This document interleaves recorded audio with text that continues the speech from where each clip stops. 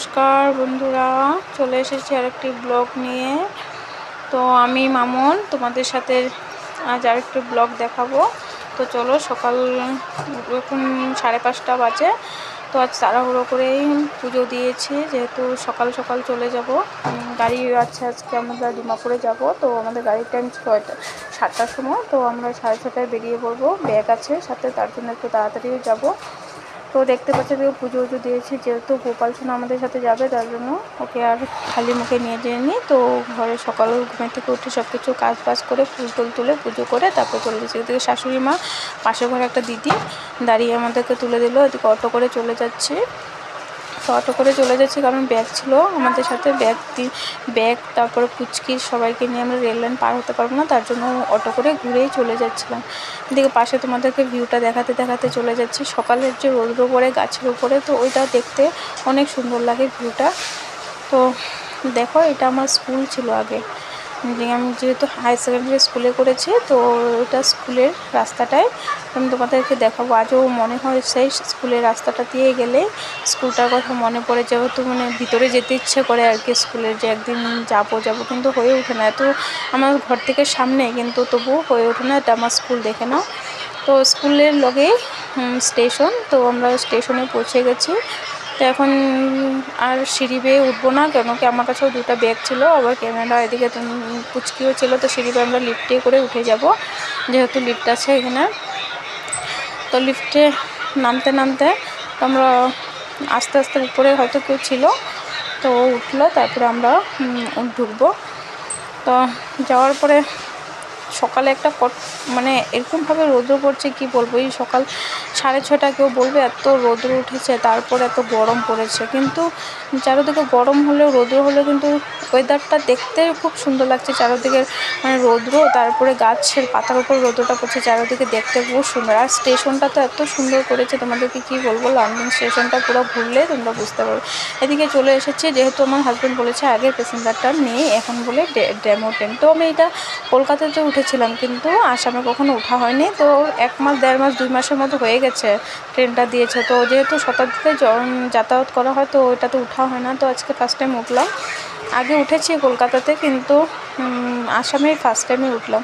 তো আমরাও চলে যাচ্ছি। লগে গোপুর সোনাকেও উঠিয়ে দিয়ে নিয়ে নিয়েছি, ব্যাগের চেনটা খুলে দিয়েছে, কিন্তু গোপুর সোনারও গরম লাগছিল। তো দেখো, ট্রেনটা ছেড়ে দিয়েছে এখন। এদিকে পুচকিও বসে বসে জানলার পাশেই বসবো। ও যখনই যেখানে যায় ও জানলার পাশেই বসতে লাগবে, না হলে উঠে বসবেই না।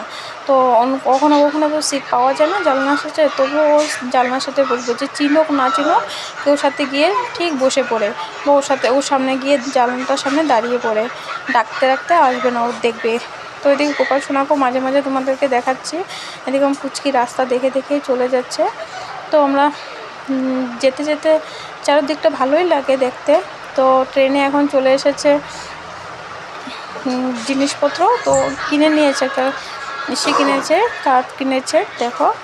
তো এটা এখন মিলাতে তো পারে না, ওর বাবা মিলিয়ে দিয়েছিল একবার। তো এদিকে হাজব্যান্ড মন মরাভাবে বসে রয়েছে, তাও ওকেও একটু ভিডিও করে নিলাম। সিরিয়াস মোডে থাকে, ভালো লাগে ওকে ভিডিওতে আনতে, কখন কি বলে দেয়। তারপরে এদিকে মেয়ে তো রাস্তা দেখেই চলছে, আর বসতে বসতে ভালো লাগে না। সেই 6:30টার সময় উঠেছি ট্রেনে। তো পৌঁছাতে 9:30 বাজে। এদিকে গপুও বিরক্তি হয়ে গেছে, চলে যাচ্ছে আমাদের সাথে। তো এদিকে দেখো, ডেমো ট্রেনটা হওয়াতে একদিকে যারা সবজি বিজনেস করে বা মিষ্টির বিজনেস করে, ওদের খুব ভালো হয়েছে, মালপত্র রাখতেও সুবিধা, দরজা জানলাগুলো বড় বড় থাকে।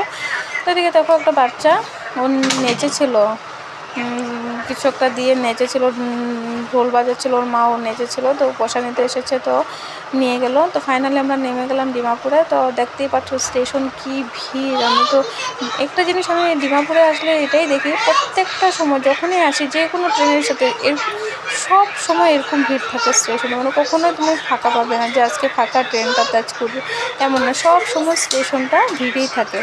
তো ফাইনালি আমরা যেহেতু ওভার ব্রিজের সামনে চলে এসেছি, তার জন্য আর ওদিকে গেলাম না। ওদিক দিয়ে আমাদের ঘরের সামনে হয়, কিন্তু যাওয়া হয়নি, কেন কি আমরা অটো করেই চলে এসে, আর খুব রোদ্র পড়েছে। ফাইনালি ঘরে এসে যে হাজব্যান্ডও চেঞ্জ করে নিয়েছে, আমি চেঞ্জ করিনি, করেছি পরে। তো আর ব্রেকফাস্ট যেহেতু 9:30 বেজে গেছে, তো এখন আর ব্রেকফাস্ট রুটি কি ওকে এমনি বানাবো হয়ে উঠছিল না গরমের মধ্যে, তো ম্যাগি বয়েল করে সবাইকে দিয়ে দিয়েছে। তো ওদিকে ফাইনালি রান্না করেছি ঝটপট, হাজব্যান্ড বাজার নিয়ে এসেছিলো, তো ডিমের ঝোল করেছি, আলু দিয়ে শাক করেছি, আর ডাল করেছি, আর ভাত করেছি।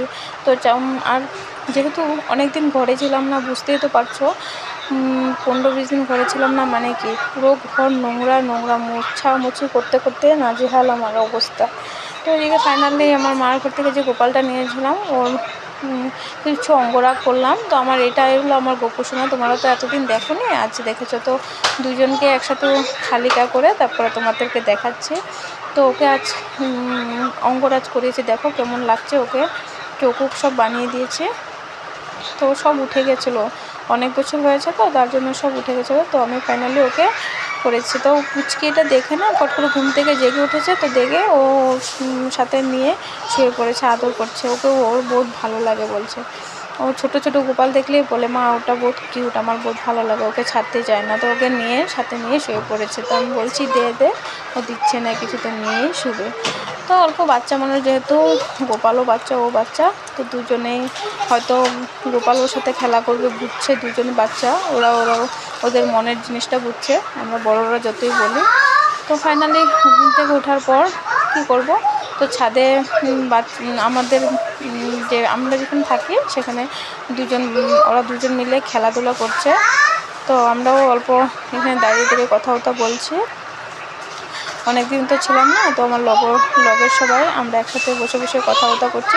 তো আরেকদিন তোমাদেরকে দেখাবো আমরা যে বিল্ডিংয়ে থাকি, তো বিল্ডিংয়ের চারিদিকের ভিউগুলো।